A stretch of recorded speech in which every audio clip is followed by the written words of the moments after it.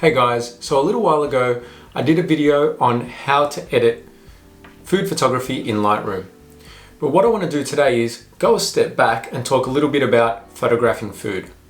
So I want to run through with you some tips for better food photography, but in particular, some tips for better restaurant and cafe photography. So let's get straight into it with tip number one, and that is angles. So there are a number of different ways you can shoot food and different angles you can shoot from. But to me, there are three main ones. Three that, if possible, and the dish permits, that you should take for every dish you're photographing for that client. So the first of those angles being a 90-degree angle or straight on. This is kind of at eye level, getting eye level with the dish and shooting it straight on. The next one is moving up a little bit, so shooting from above but on an angle, and that is a 45-degree angle shot. The last of the three is the classic flat lay or top down. Now, not every dish suits each of these three angles. Where possible, shoot all three. But what you can see here in this example is that the dish is in a bowl, so that the straight on angle doesn't really work. Yeah, it's a nice photo, but the straight on angle doesn't work for this one. All you're really seeing is that little bit of garnish, the little bit of basil on the top of the dish. This one is better shot top down. So just keep that in mind. All three aren't always going to work, but where you can shoot all three, do it. So tip number two is to sacrifice ISO for aperture.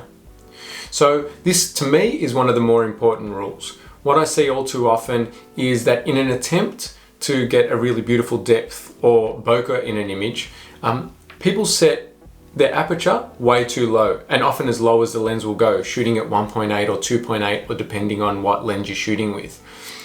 Where this often gets you into trouble is if you've got a layered dish or a dish with quite a big garnish, you often end up getting the closest spot to the camera in focus and the rest of the dish and the plate is out of focus. So with these examples that I've got up on the screen now, this is exactly the same dish shot from the same distance, but in the first one, I'm shooting at the lowest aperture my lens will allow, and that's 2.8. What you can see is the top piece of fried chicken is in focus, but as you move down the dish, the focus is less and less to the point where you can't even make out the branding on the paper that sits on the plate. By increasing the ISO to 1000 in the second image and shooting at f5, I've got that whole dish in focus all the way down to the plate. Now, I'm lucky that I'm shooting with the Canon EOS R, which handles the low light and the higher ISO really well. But what you can see is that shooting at ISO 400 and 1000 hasn't really made as much of a difference to the image quality as increasing the aperture, which has made a lot of difference in getting focus right through the dish. So sticking with that topic of depth, what I want to talk to you about with tip number three is image depth.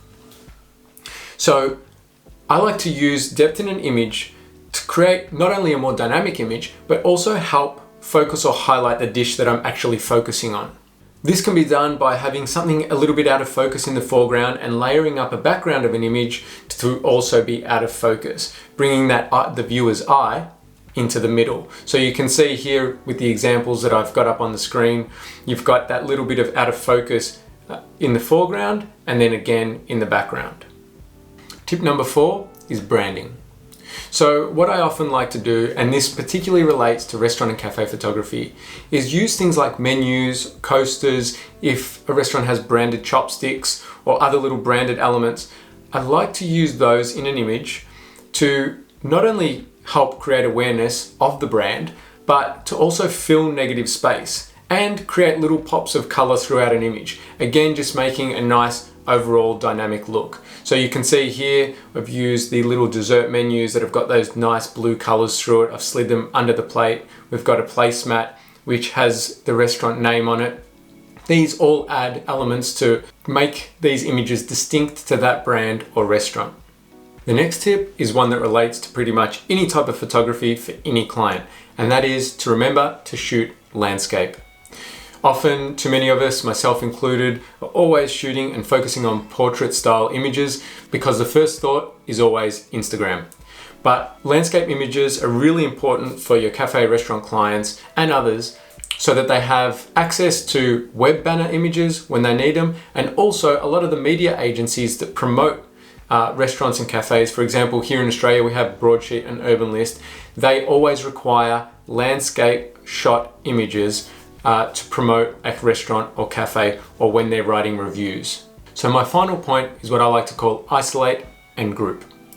So what I mean by this is, for each dish that I'm given to shoot, I like to shoot the dish by itself with a real focus on that dish. So this could mean having the dish in the center of the image with a few dishes around it where you can just see the edge of the plate but can't really make anything else out, so that the eye is focused on that particular dish. I then like to shoot it in a group of dishes looking more stylized and a little more appetizing with some other dishes, like you're having a nice feast. This way the client gets a lot of content they can post just about the dish by itself or about a combination of dishes. So that wraps up some of my tips for better restaurant and cafe style food photography. If you enjoyed that, hit me with a like, and don't forget to subscribe to my channel. And as always, thank you for pressing play.